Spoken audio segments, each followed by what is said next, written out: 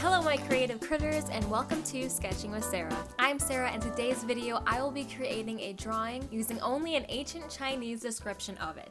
This description is for a Chinese dragon. The quote is from the Han Dynasty scholar Wang Fu, and I will be focusing on this part. His antlers resemble those of a stag, his head that of a camel, his eyes those of a demon, his neck that of a snake, his belly that of a clam sea monster, his scales those of a carp, his claws those of an eagle, his soles those of a tiger, and his ears those of a cow. More info and context is in the link in the description if you're interested. I was inspired by this in particular because it referred to many different animals to help illustrate the Chinese dragon. And you guys know I love drawing animals and learning about them, so I'm gonna give you one fact I found interesting about each of the animals in this description. So let's fill some pages of my sketchbook and have a little sketching session and try to take this description as literally as possible and see what happens. I'm going to draw each part of the quote separately using references I find on Pinterest first, and then try to combine it all together. I have a board on my Pinterest that has all of my art references and inspiration, and I'll link that below so you can draw along with me if you want. The first part of the quote is his antlers resemble those of a stag. A fun fact about deer antlers is that they are one of the fastest growing tissue known to man and can grow up to a ½ inch every day. I'm also taking these quotes as an excuse to draw a little calligraphy and practice my skills in that. So I'm gonna be writing the words of each animal in a little bit of a fancy font just to practice. The next part of the quote is his head that of a camel. So I started drawing the camel head, and in the middle of drawing it, I was like, oh hey, this reminds me of Sahara from Animal Crossing, because duh, it's a camel and Sahara is a camel. And so I just went off to the side of my paper and drew her real quick, because when thoughts like that come to my mind, I take it as a little knock on the door of some side inspiration. I don't think I would have drawn Sahara without drawing this camel head first, so don't be afraid to let your imagination make you doodle something silly. It just means your creative juices are flowing, and why suppress it? You've got plenty of room and plenty of pages. Anyway, one cool fact about camels is that I'm sure you've heard that camels spit, but they aren't actually technically just spitting. It's more like throwing up. They bring up the contents of their stomach along with saliva to help project it out as a way to distract, surprise, or bother whatever it thinks is threatening it. I mean, I didn't want to get spit on by a camel to begin with, but now I most definitely don't, knowing that it's like shooting vomit instead.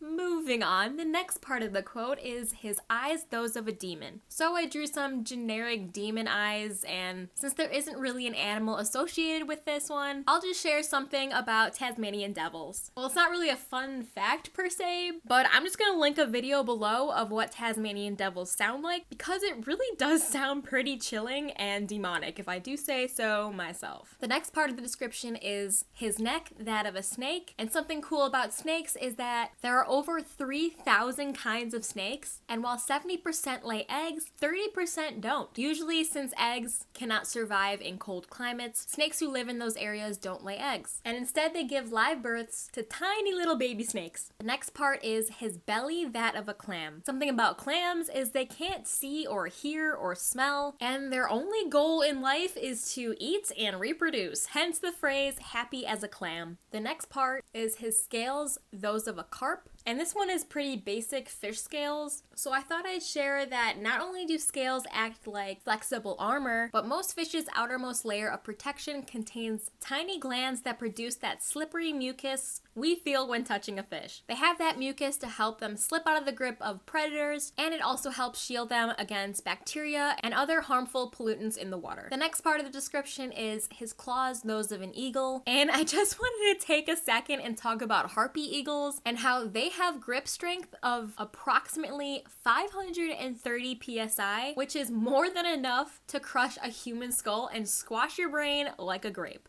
They are majestic beasts and just beautiful, but they're also really scary with the amount of strength and threat that they potentially have. The next part of the quote is his soles, those of a tiger. And something I didn't know about tigers is that since their claws are curved, they can climb trees with ease, but the curves on their claws along with the size and weight of the animal makes it much harder to climb down. So usually they have to either climb backwards or jump down. The last part is his ears, those of a cow. And did you know that cows are cute? I think they are, and if you don't believe me, watch the video of this cute baby cow compilation that I found here on YouTube, and I'll have it linked in the description. You can thank me later. So now for my first sketch, trying to combine everything on the fly. I tried to make everything as literal as possible, basically stitching the elements together, and I found this derpy photo of a camel with his teeth out, and it went so silly with the demon eyes in kind of a weird way. I will say that the paws and claws were probably the most challenging because I wanted to keep the paw pads from the tiger, but also have eagle claws. And I think most of the challenge came because I kind of just started drawing and didn't think about anatomy at all first. So it's kind of a mess. I decided to try again to get more of the body in the drawing, and in the description I used, it doesn't talk about it having 4 legs, so I just gave him 2. Earlier in the quote, it talks about it having the head of a horse and a tail of a snake, so I ended up just tapering off the end of the tail like a snake. I feel like the demon eyes just make him so sly looking and silly in conjunction with the soft cow ears and camel nose. Again, I really didn't think about anatomy or composition at all and just kind of let the sketch do its thing, and I think he turned into a cool exploration of blending different elements and textures together. And if you know anything about my art, I love making animal hybrids, and this description was literally just that, now that I think about it. Maybe that's why I was so drawn to it to begin with. I think it's always so fun to broaden your knowledge on things you're interested in, and because animals is such an interest of mine and there are so many animals and other creatures, I don't think I could ever get bored. I also love the concept of taking animals we know from the real world and combining them to make mythical creatures. I came across this when I was making my giralligator design for a project in the past, and I found that a giraffe body with an alligator head is just like a dinosaur. And I mean, I think of giraffes as dinosaurs anyway, but with the alligator head with that extra reptilian look to it, I don't know, I just think it's a really cool concept to think about and investigate how evolution played out. Everything that exists now came from somewhere, and for mythical creatures like dragons, you could argue they are just lizards with bat wings for most designs of them. It's just so fascinating to me to play with the elements of different animals and how they would work together. And if that interests you too, I've got a bunch of drawings in my sketchbook tours and full videos creating them on my channel, so I'll have those linked below so you can watch it after this one. I'm also going to take this second to shout out my Patreon, and if you want me to draw an animal for you or 2 animals that you want me to combine for you, I have a tier in my Patreon that lets me do just that. So I'll have that linked too, so if you're interested and want me to draw you an animal hybrid, that's the perfect way to do so. I also have more sketchbook sessions on my channel,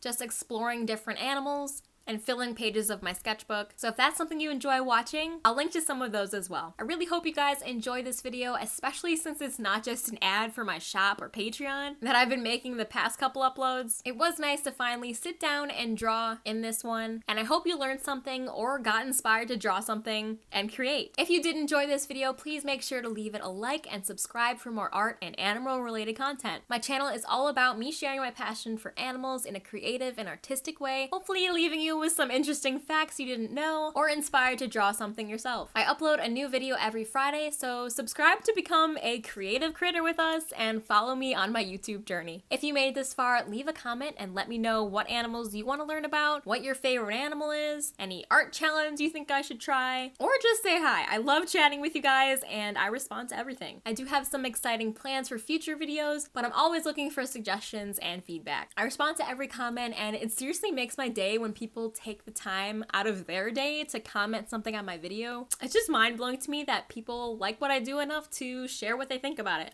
As always, I have the affiliate links to the supplies I used for this video, links to all the sources of the information I shared in this video, along with all of my social media links, so you can learn more about the animals I talked about and me. Thank you guys so much for watching, stay creative, and I'll see you in next Friday's video.